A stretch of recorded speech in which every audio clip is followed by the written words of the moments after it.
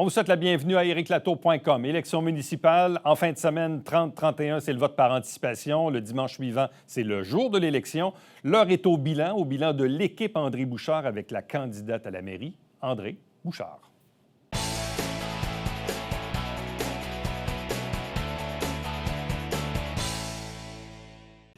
On est à quelques jours du vote ultime du 7 novembre. En fin de semaine, c'est le vote par anticipation, mais en réalité, c'est presque 2 journées pleines, autant samedi et dimanche, dans plusieurs écoles ou endroits pour aller voter. Donc, c'est à toutes fins utiles, presque 2 journées additionnelles pour aller voter. Donc oui, on est en fin de campagne, l'heure est au bilan. Et avec nous aujourd'hui, on reçoit la candidate à la mairie à Saint-Jean-sur-Richelieu, André Bouchard. Bonjour et bienvenue. Bonjour, M. Latour.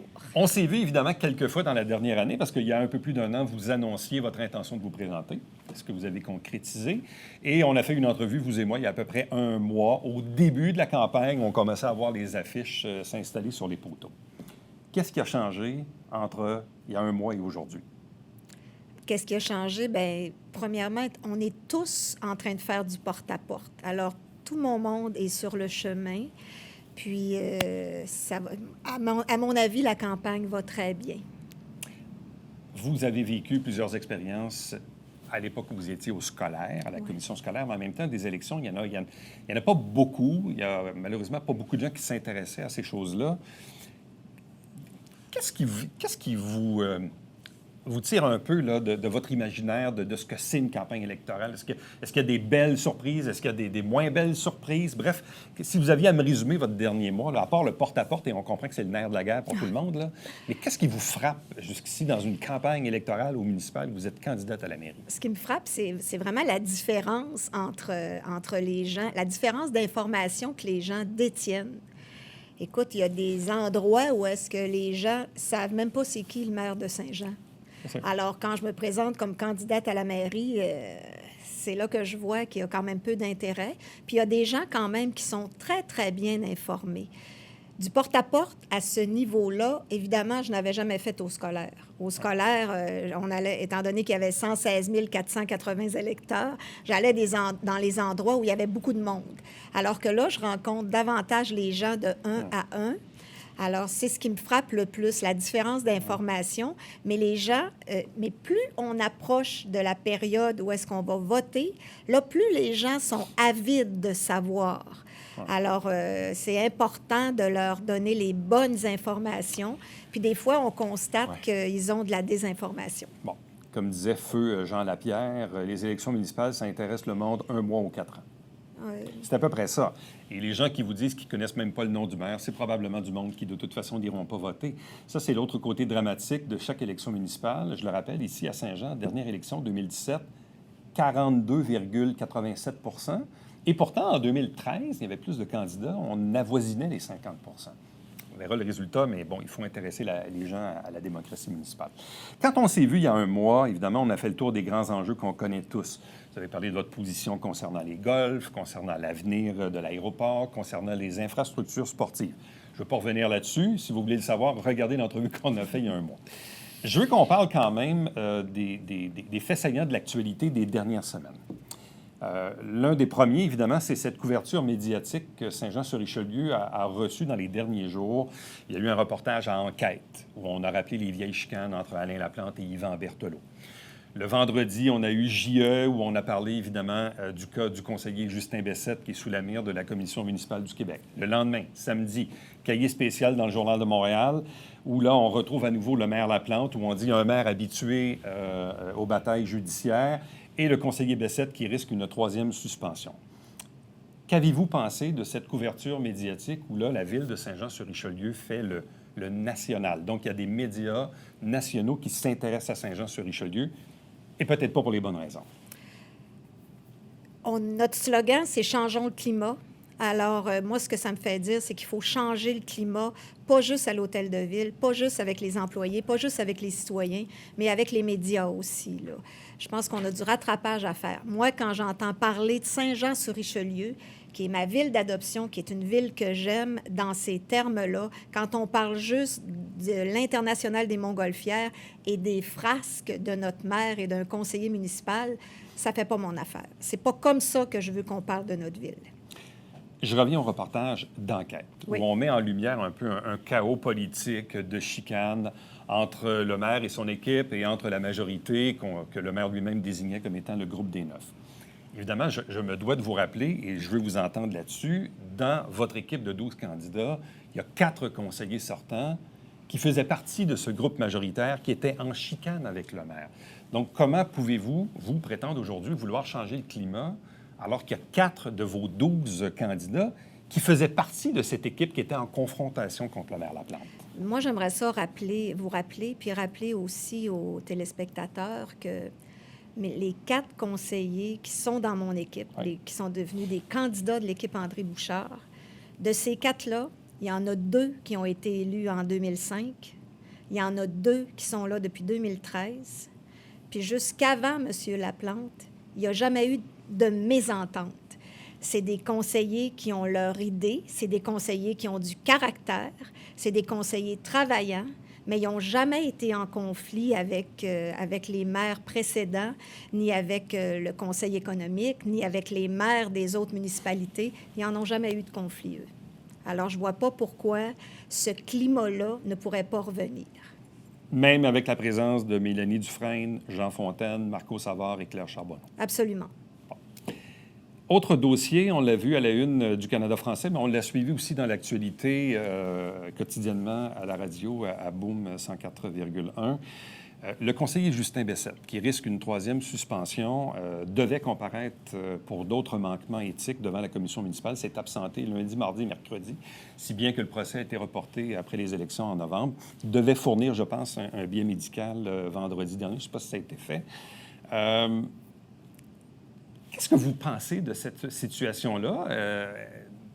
Croyez-vous que le conseiller lui-même devrait sortir publiquement pour prouver et dissiper tout doute à l'égard de son absence et à savoir s'il avait ou non la COVID ou un problème de santé autre? Moi, c'est ce que je crois. Je crois qu'un conseiller municipal, comme le maire, comme n'importe quel élu, doit être exemplaire et, à ce titre-là, doit avoir le courage d'assumer ses actes ou, si ça n'a pas eu lieu, de l'expliquer publiquement. Mais visiblement, dans l'équipe de mon adversaire, il y a une espèce de culture d'intimidation, de culture de manquement à l'éthique.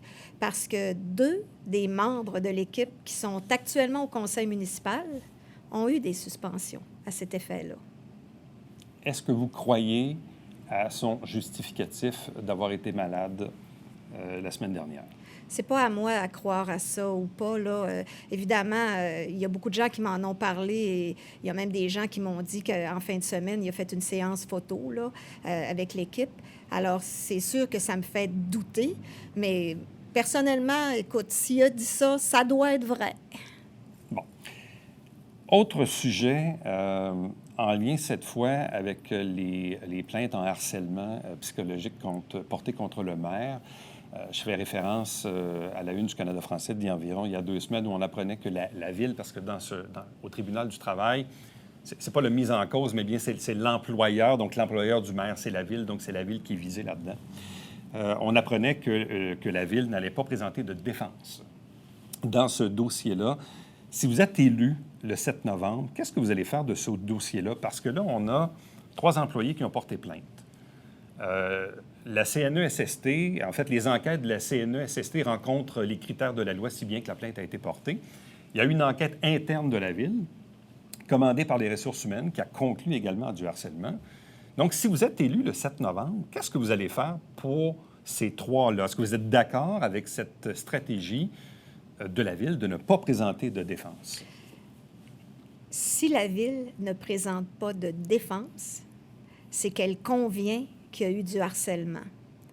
À mon avis, puis c'est un avis vraiment extérieur, les ressources humaines auraient dû gérer ces plaintes de harcèlement-là avant que ça se rende, avant que ce soit judiciarisé.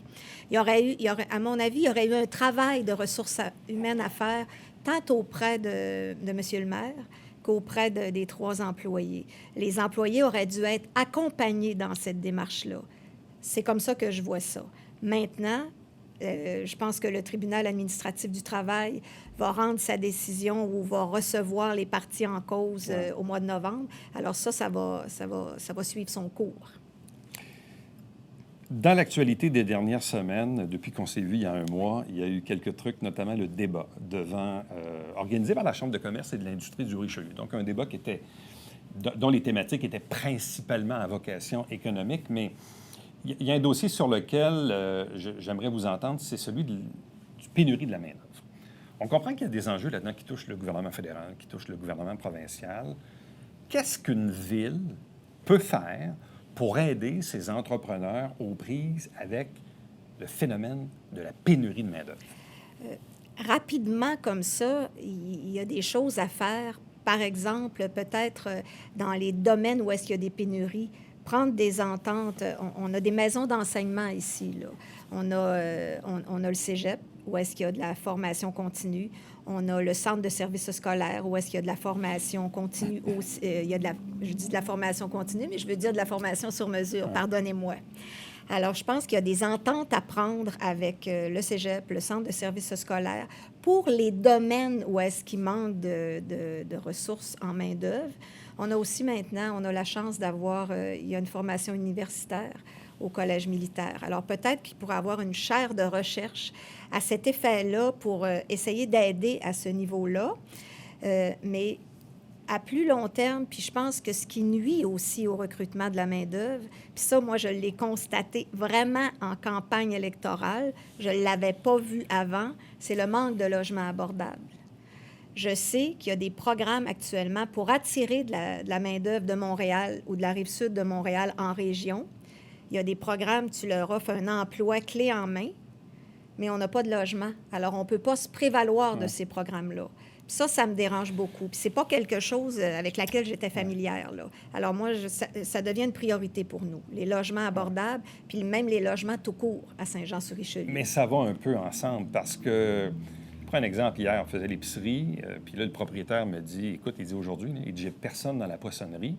J'ai eu quelqu'un jusqu'à 2 heures, puis à 2 heures, la personne qui devait prendre la relève n'est pas rentrée. J'ai personne de qualifié. Tu es obligé de fermer la poissonnerie. C'est un cas, puis on le voit dans un paquet de commerces. Des restaurants qui sont obligés, même des Tim Hortons qui ferment, des Tim Hortons ouverts 24 heures qui sont obligés de fermer une coupe d'heure parce qu'ils n'ont pas de staff. Là. C'est ça la réalité.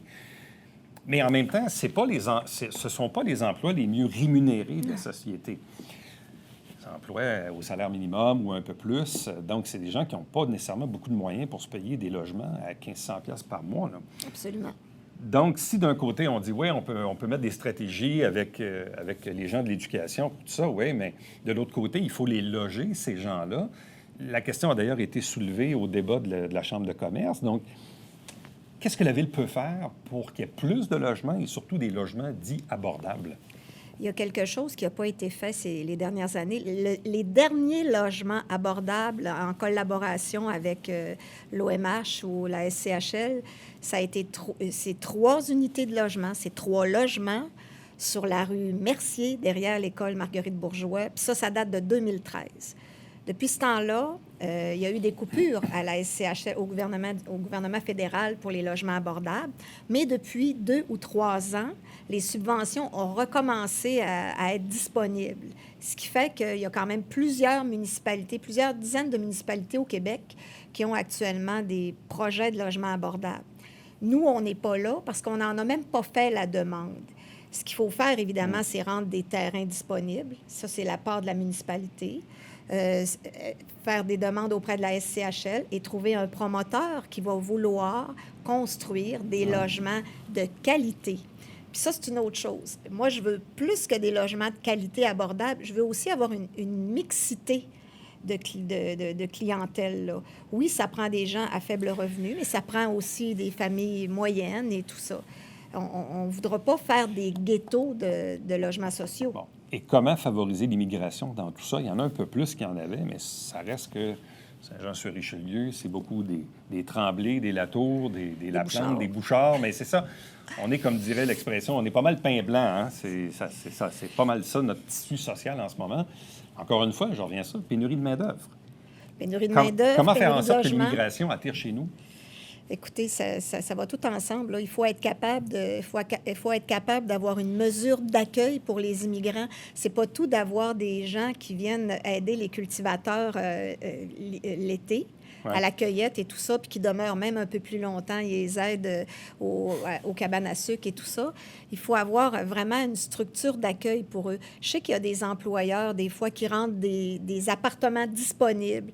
Ça va prendre vraiment... Il va falloir travailler ensemble, puis quand je dis travailler ensemble, c'est pas peu dire pour ça, là. Est-ce qu'on a assez de terrain industriel? Actuellement, avec ceux de l'aéroport, il y a 1 500 000 pieds carrés à l'aéroport qui sont zonés industriels. On a une réputation à rétablir pour faire du démarchage industriel parce que jusqu'à maintenant, moi, ce que j'entends, c'est que Saint-Jean-sur-Richelieu, on n'est pas accueillant pour les entreprises et tout ça. Alors, on a comme une petite virginité à se refaire à ce niveau-là. Mais pour commencer, je pense que les terrains à l'aéroport, oui, c'est suffisant. À cause de l'aéroport. Mais si Oui. on n'avait pas l'aéroport, est-ce qu'on en aurait suffisamment? Je ne connais pas l'étendue, comment ça prend et tout ça, mais moi, on m'a dit qu'il y en avait pour 4 à 5 ans. Alors, c'est avec ceux qui veulent actuellement s'agrandir, qui souhaitent avoir des permis d'agrandissement, c'est pas beaucoup, là. Moi, je pense que ceux de l'aéroport sont nécessaires. Je reprends une réponse du maire Laplante sur cette question-là, qui disait, écoutez, avant de commencer à attirer des entreprises, là, commençons par régler notre problème de pénurie de main-d'œuvre à Saint-Jean, avant même d'attirer de nouvelles industries. Est-ce que pour vous, ça a du sens? C'est tout attaché ensemble. Pénurie de main-d'œuvre, logement, attirer des industries, mais c'est vraiment nécessaire pour Saint-Jean-sur-Richelieu de faire entrer de la richesse à Saint-Jean-sur-Richelieu si on veut être capable de passer le cap des 100 000 de population sans augmenter les taxes et baisser les services. Parlons de transport en commun. Vous désirez réviser le transport en commun. Il y a la desserte de la 96 là, qui va encore à Montréal, mais le REM va finir par être opérationnel à Brossard. Il va falloir se re-questionner là-dessus. Il y a le transport aussi urbain à l'intérieur de la ville. Donc, quelle est votre vision du transport pour Saint-Jean? Bien, il faut vraiment réviser les circuits urbains. Ça fait 7-8 ans que les transports, la desserte actuelle de transport en commun est mise en place. Puis on a quand même une bonne desserte, mais on constate qu'il y a des heures où les autobus sont vides. Le matin, l'après-midi, les heures de pointe, le parc industriel n'est pas correctement desservi pour une question d'heures, là, à cause des heures de travail. Il y a aussi le transport adapté. Moi, il y a plusieurs citoyens qui m'ont dit que c'était pas le transport qui était adapté, c'est les citoyens qui sont adaptés au transport. Alors, je pense que ça prend vraiment là, une consultation avec des gens aussi qui ont besoin du transport en commun, qui prennent le transport en commun pour... puis on sait que le transport en commun, ce sera jamais un service qui va être... qui ne sera pas déficitaire. Encore plus, étant donné qu'on est juste au premier balbutiement de la densification de population, on a quand même beaucoup de maisons unifamiliales, mais il va falloir faire un effort de ce côté-là. Puis là, la 96, on fait quoi? On la maintient pour faire le lien entre Saint-Jean et Brossard une fois le REM en opération? Moi, j'aimerais beaucoup qu'on garde... si on ajoute un arrêt à Brossard pour les gens qui prennent le transport en commun, ils vont prendre leur auto pour aller à Montréal. Il faut vraiment réfléchir à une façon de garder notre ligne 96 qui s'en va directement au centre-ville de Montréal, ne pas multiplier les arrêts. Je ne sais pas comment on Quitte fera à ce que ça, la là, 96 n'utilise pas le corridor qui est réservé sur le pont Champlain, mais qu'il soit dans le trafic avec les autres? Quitte. Mais ça, c'est à discuter avec le gouvernement. Mais c'est à discuter. Ouais. C'est à discuter. Moi, je pense qu'on a perdu gros quand on n'a pas eu le REM qui s'en venait au coin de la 10 et de la 35. Là, on a perdu gros. Puis là, il y en a plusieurs qui me disent c'est impossible pour telle raison. C'est pas juste une question financière. Peut-être qu'on ne saura jamais vraiment les vraies raisons, là, mais j'aimerais ça au moins que la population de Saint-Jean-sur-Richelieu, au niveau de transport en commun, soit desservie convenablement. Restons dans le domaine des transports. Je vais vous entendre là-dessus parce que j'ai vu ça. Puis pas que ça m'a fait sursauter, mais je suis curieux de voir comment vous le voyez. On parle dans vos projets d'avoir une voie de contournement pour les gens qui habitent Saint-Eugène. Moi, dans ma tête, la voie de contournement, c'est déjà Carillon, Grand-Bernier et compagnie. Donc, qu'est-ce qu'on peut faire de plus pour les gens de Saint-Eugène? C'est un projet qui a été évoqué il y a plusieurs années, mais depuis, on fait du porte-à-porte, là, puis moi, je demeure dans Saint-Edmond. Oui. Ça fait 30 ans. Puis à peine à la blague, je dis que depuis 30 ans, je me suis beaucoup éloignée de la 35 parce que ça prend de plus en plus de temps pour se rendre à la 35. Puis à cause de la circulation, à cause aussi des lumières sur séminaire qui ne sont pas coordonnées, tout ça. Alors, ben moi, je pensais, puis écoutez, il n'y a rien d'avancé là-dedans, là, mais je me disais qu'une voie de contournement qui sortirait de là, un peu comme à Trois-Rivières, où quand tu es à Trois-Rivières, là, tu peux débarquer sur des chenaux, tu peux débarquer centre-ville, tu peux débarquer dans différents secteurs de la ville, tu arrives près du cégep.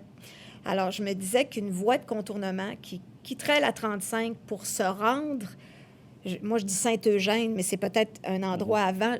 Écoute, je n'ai pas regardé. Là, il y en a qui m'ont dit, là, tu vas être obligé de dézoner les terres agricoles. Écoute, mais il faudrait trouver une façon. On s'est étendu vers le sud de la ville. On s'est beaucoup étendu, puis ça continue. Il y a encore des développements. Il faudrait, à tout le moins, commencer à réfléchir à une façon, parce que nos 4 voies de circulation qui traversent la ville complètement, là, ça commence à être compliqué sur les heures de pointe.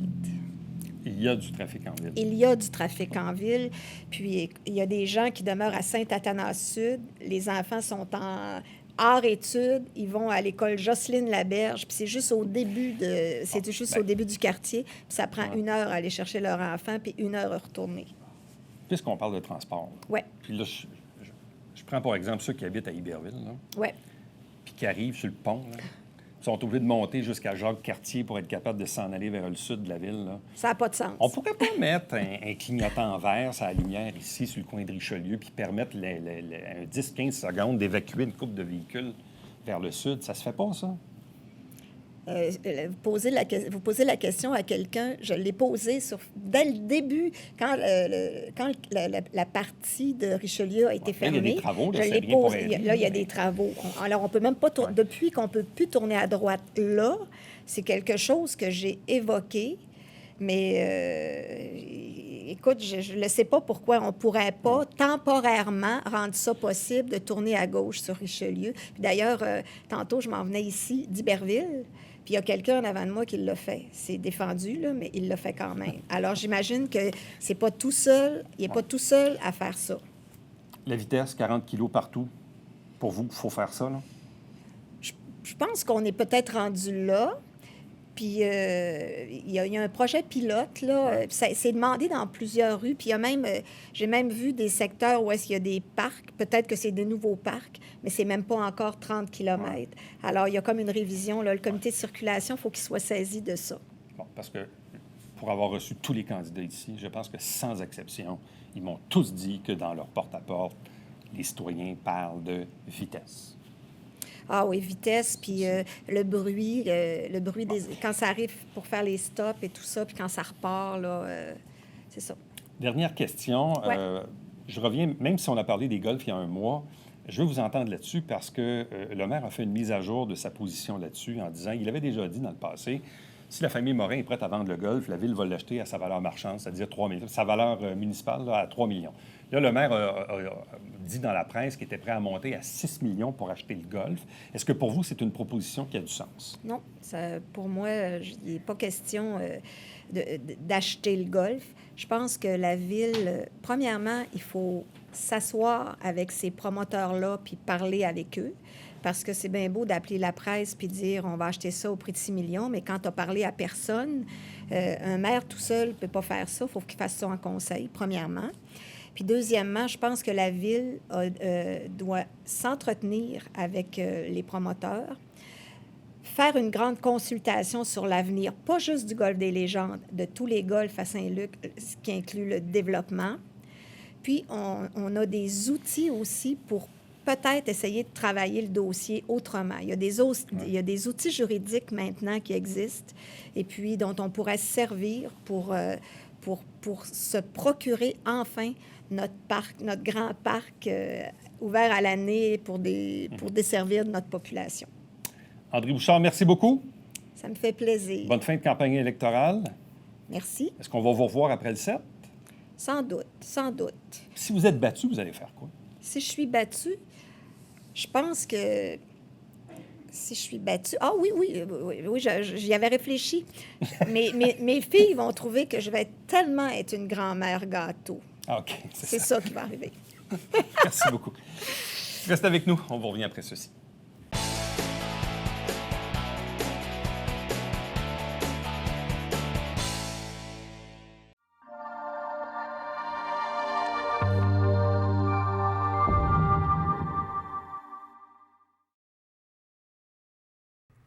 Salut, c'est Alexandre Baudouin. Et François Trépanier. Parle-nous un peu du show cette semaine. On va faire une savate. Oui, on va jaser de la Fédération montérégienne de lutte avec notre chum Éric Ouimet. Je suis déjà essoufflé. On va laisser ça à d'autres. Moi aussi. Manquez pas ça.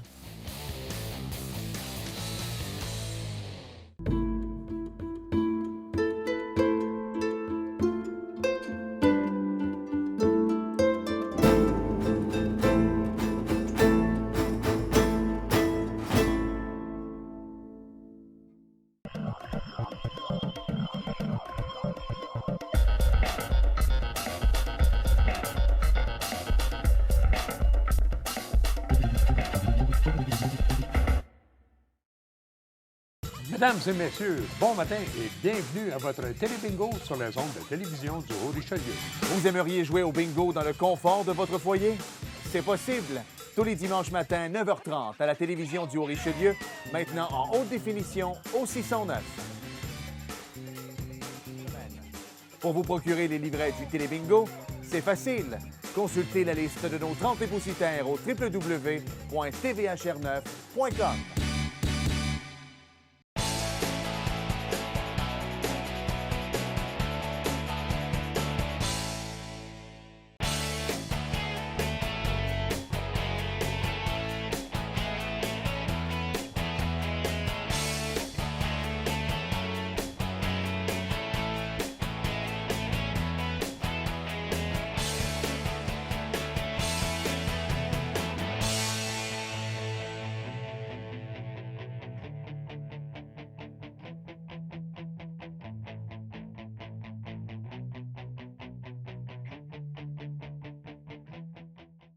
Si vous avez besoin d'informations à l'égard de l'élection municipale à Saint-Jean-sur-Richelieu, le vote par anticipation, le vote par correspondance, la révision des listes, les lieux de votation, les candidats, bref, vous avez une panoplie d'informations que vous allez retrouver à sjsr.ca/élection municipale. Notre prochain rendez-vous pour nous, c'est bien sûr demain.